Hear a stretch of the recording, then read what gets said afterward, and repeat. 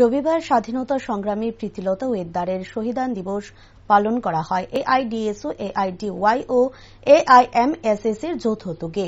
সাংবাদিকদের মুখোমুখি হয়ে মৃদুল কান্তি সরকার বলেন, প্রীতিলতা ওয়েদ্দারের 92তম শহীদান দিবস যথাযোগ্য মর্যাদায় সারা রাজ্যব্যাপী উদযাপিত হচ্ছে। একইভাবে বটতলায় 3টি সংগঠনের যৌথ উদ্যোগে ছোট সাংস্কৃতিক অনুষ্ঠানের মধ্য দিয়ে দিনটি উদযাপন করার উদ্যোগ গ্রহণ করে তারা।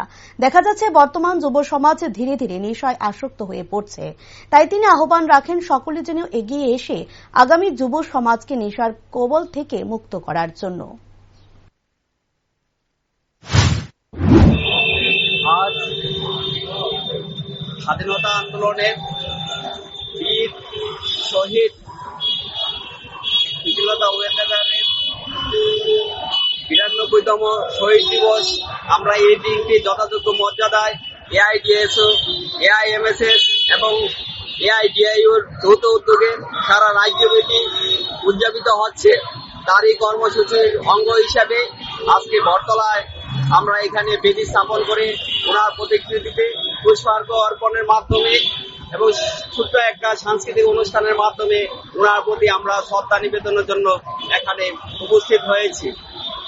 আপনারা দেখছেন যে ভারতবর্ষের স্বাধীনতা আন্দোলনের ৭৬ বছর পরও এই সমাজের মধ্যে তাদের যে চিন্তা চেতনা উদ্দেশ্য ছিল সেগুলি পূরিত হয়নি, বরঞ্চ আমরা দেখছি যে ছাত্র যুব সমাজরা বেশিরভাগই আজ ড্রাগ এডিক্টেড হয়ে যাচ্ছে, নেশায় কবলে চলে যাচ্ছে।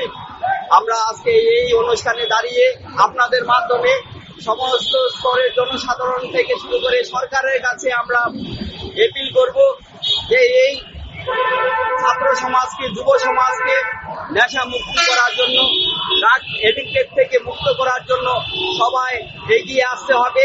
সাথে সাথে সরকারকে ভূমিকা নিতে হবে, গুরুত্বপূর্ণ ভূমিকা। এই শুধুমাত্র এক দুইটা ধরার মাধ্যমে তাদের দায়িত্ব খালাস করলে হবে না, গুরুত্বপূর্ণ ভূমিকা নিতে হবে যাতে ছাত্র যুব সমাজের মধ্যে মূল্যবোধ এবং মনুষ্যত্ব সম্পন্ন চেতনা গড়ে ওঠে।